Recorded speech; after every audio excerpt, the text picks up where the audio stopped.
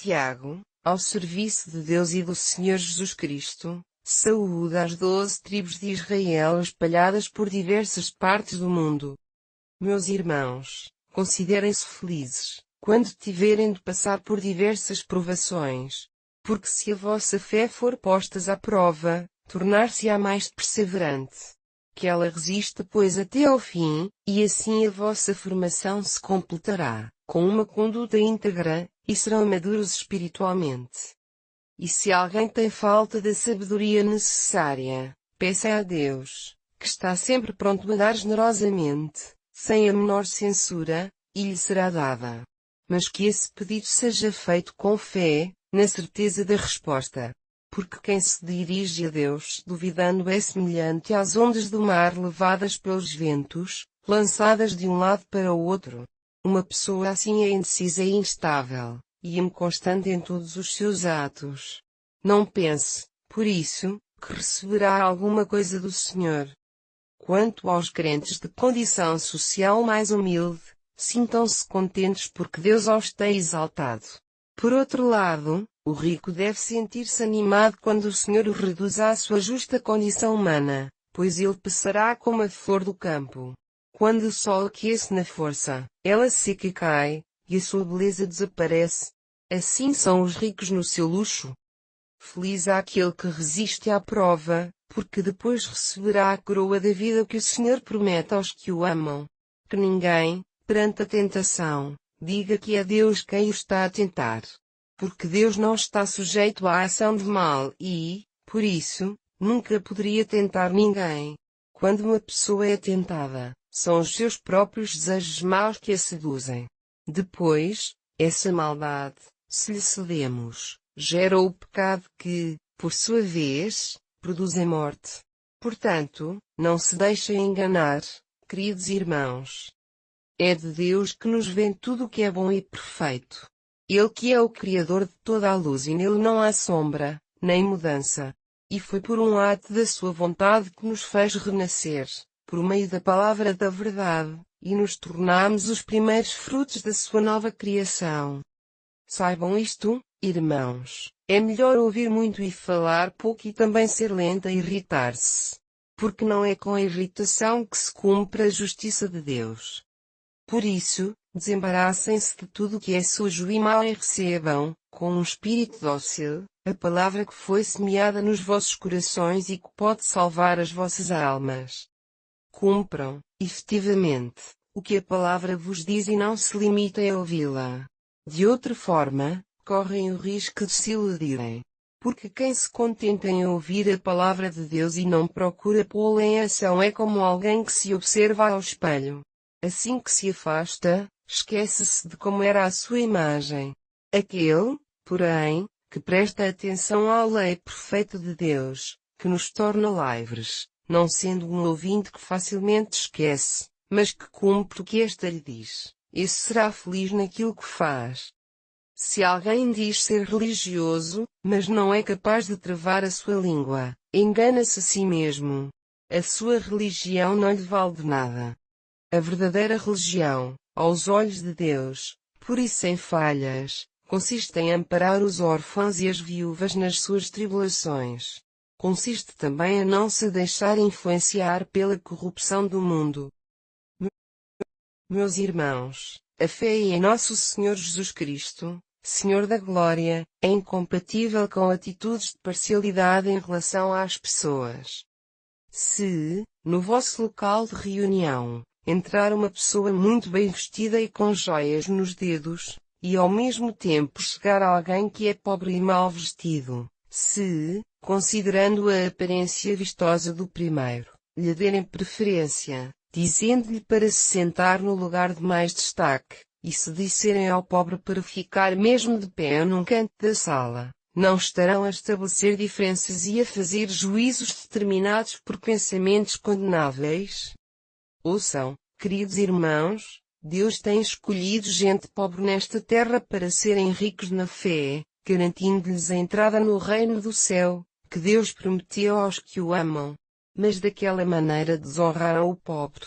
E não são geralmente os ricos que vos oprimem e vos arrastam aos tribunais? Não são eles também que blasfemam o honroso nome de Cristo, que vos identifica enquanto cristãos? Se cumprir a mais importante lei de Deus, contida na sua palavra, que é, ama o teu próximo como a ti mesmo, então fazem bem. Mas, ao fazer distinção entre pessoas, estão a pecar, e tornam-se culpados de transgredir essa lei de Deus. E o facto é que se alguém pretende cumprir cada um dos mandamentos, e depois vier a tropeçar, desobedecendo a um só, torna-se culpado em relação a toda a lei. Porque o mesmo Deus que disse, não adulteres, também disse, não mates. Portanto, se realmente não adulterares, mas se matares, és culpado perante a lei. Que as vossas palavras e os vossos atos sejam os de quem será julgado pela lei da liberdade. E esse julgamento será exercido sem compaixão sobre quem não teve misericórdia. Mas quem mostrar benignidade não terá receio de julgamento. Meus irmãos, que interessa se alguém disser que tem fé em Deus e não fizer prova disso através de obras? Esse tipo de fé não salva ninguém. Se um irmão ou irmã sofrer por falta de vestuário, ou por passar fome, e lhe disserem, procura viver pacificamente e vai-te aquecendo e comendo como puderes, e não lhe derem aquilo de que precisa para viver, uma tal resposta fará algum bem? Assim também a fé, se não se traduzir em obras, é morta em si mesma. Poderão até dizer, tu tens a fé, mas eu tenho as obras. Mostra-me então a tua fé sem as obras. Porque eu dou-te a prova da minha fé através das minhas boas obras. Crês que há um só Deus? Estás muito certo. Mas lembra-te que os demónios também creem e tremem. És uma pessoa bem insensata se não conseguires compreender que a fé sem obras não vale de nada. Não mostrou o nosso pai Abraão que era justo através dos seus atos, ao oferecer a Deus o seu filho, Isaque, sobre um altar? Como vês, na sua vida a fé e as obras atuaram conjuntamente. A fé completou-se através das obras. Por isso, as Escrituras dizem, Abraão creu em Deus e este declarou-o como justo. E foi chamado o amigo de Deus. Estão a ver então que a pessoa é considerada justa aos olhos de Deus pelo que faz e não só por crer. Outro exemplo é Raabe, aquela mulher que era meretriz. Ela foi declarada justa por aquilo que fez, pois não teve medo de esconder os espias e ajudou-os a escaparem-se por outro caminho. Tal como o corpo está morto se não há espírito nele, assim também a fé sem obras está morta. Meus irmãos, pensem bem antes de querer ser professores. Não se esqueçam que quem ensina será sujeito a um julgamento mais rigoroso de Deus. Todos nós cometemos erros. Quem puder dominar perfeitamente o seu falar poderá considerar-se perfeito e capaz de controlar todo o seu ser. Podemos dominar um possante cavalo por meio de um pequeno freio na sua boca. E um pequeno lemo faz um grande navio virar para onde o piloto quiser, mesmo quando há forte vento. O mesmo se passa com a língua, um membro bem pequeno, mas que pode gabar-se de grandes coisas. Uma floresta inteira pode ser incendiada por uma simples faísca. Pois também a língua é como um fogo. Ela é mesmo um mundo de injustiça e é capaz de contaminar todo o nosso ser. Alimentada com o fogo do inferno, é capaz de inflamar a nossa existência. Toda a espécie de animais se podem subjugar, animais ferozes, répteis, aves e até peixes, todos se podem domar. Mas ninguém consegue dominar a sua língua. É um mal que não se pode controlar. Está sempre pronta a expelir veneno mortal. Com ela damos louvores ao Senhor, nosso Pai, e outras vezes dizemos as piores coisas contra os homens, que são feitos à semelhança de Deus. Assim, a mesma boca imita bênçãos e roga pragas. Meus irmãos, não está certo que seja assim. Será que da mesma fonte pode sair água doce e água salobra? E uma figueira pode produzir azeitonas ou uma videira figos? A mesma fonte também não pode dar a água boa e má ao mesmo tempo. Quem no vosso meio tem sabedoria e bom entendimento?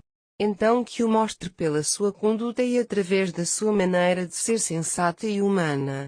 Mas se no vosso coração houver inveja e espírito de intriga, então é que não poderá haver razão para se gabarem de uma sabedoria que não possuem, mentindo contra a verdade. Essa pseudo-sabedoria não vem certamente do céu, mas é mundana, não espiritual e diabólica.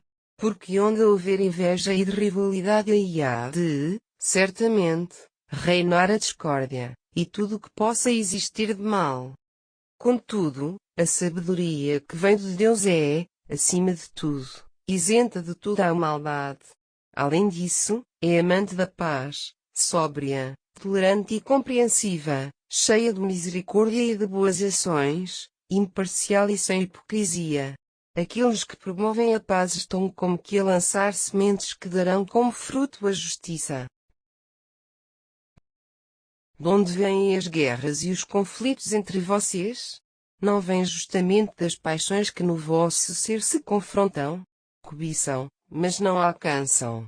Matam e desejam o que os outros têm, mas que não conseguem obtê-lo. Daí as lutas e as guerras.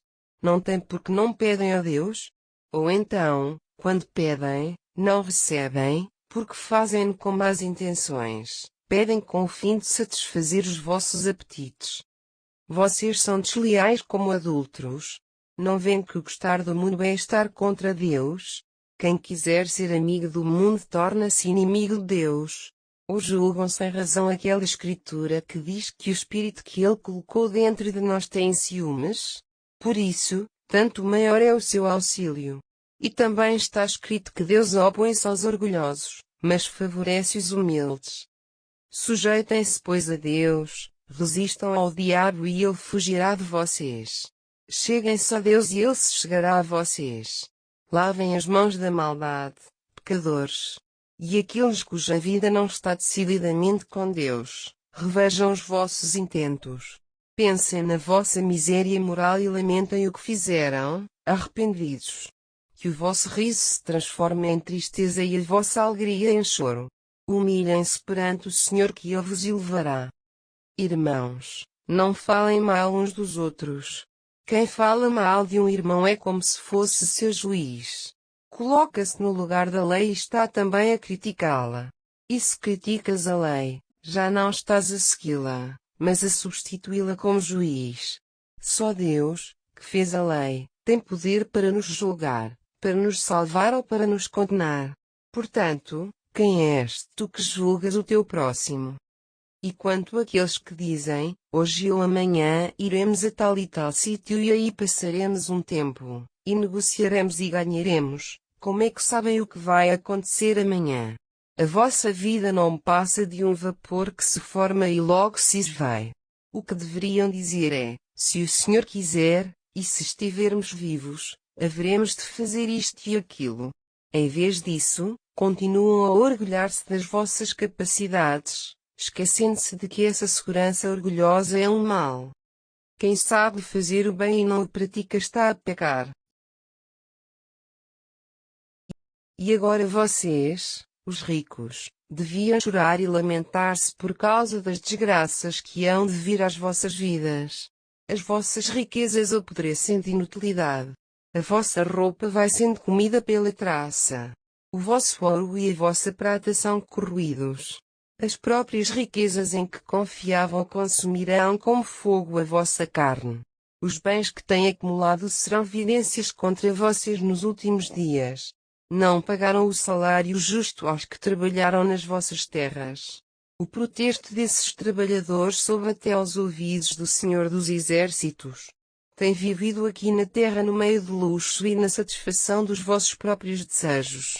Tem engordado os vossos corações, como um animal para o dia da matança. Condenaram e mataram um inocente, o qual não conseguiu resistir-vos. Mas vocês, irmãos, sejam pacientes, aguardando a vinda do Senhor. O lavrador também espera com paciência o precioso fruto da terra, assim como as primeiras e as últimas chuvas. Sejam então perseverantes, enchendo o coração de força, porque a vinda do Senhor aproxima-se. Irmãos, Não andem sempre em queixas uns contra os outros para que não sejam condenados pelo Senhor. E não se esqueçam de que o grande juízo está à porta. Tomem como exemplo de resistência e coragem os profetas, aqueles que vos falaram em nome do Senhor. Sempre temos considerado felizes aqueles que resistem perante as provações. Ouviram da paciência de Job e viram o que, por fim, o Senhor lhe concedeu. Porque o Senhor é cheio de bondade e de compaixão. Sobretudo, nunca façam juras, meus irmãos, nem pelo céu, nem pela terra, ou por outra coisa qualquer. Quando tiverem que dizer sim, digam simplesmente sim, e quando for não, digam não, para que não venham a ser condenados. Se alguém no vosso meio estiver aflito, ore a Deus. Quem estiver contente, louve a Deus. Se alguém estiver doente, chame os anciãos da igreja, os quais orarão por ele e derramarão sobre ele azeite, em nome do Senhor. A oração feita com fé curará o doente e o Senhor o levantará. Se tiver cometido pecados, ser-lhe-ão perdoados. Confessem as vossas faltas uns aos outros e orem também uns pelos outros, assim serão curados. A oração feita por um justo alcançará resultados muito grandes. Elias, por exemplo, era um homem com a mesma natureza que nós e, orando, pediu com fervor que não chovesse. E durante 3 anos e meio não choveu sobre a terra. Depois, tornou a orar e o céu deu chuva e a terra voltou a produzir os seus frutos. Se algum de vocês se tiver desviado da verdade e outro o ajudar a voltar, irmãos, lembrem-se disto. Aquele que ajuda qualquer pecador a deixar o seu erro salvará essa alma da morte e contribuirá para o perdão de muitos pecados.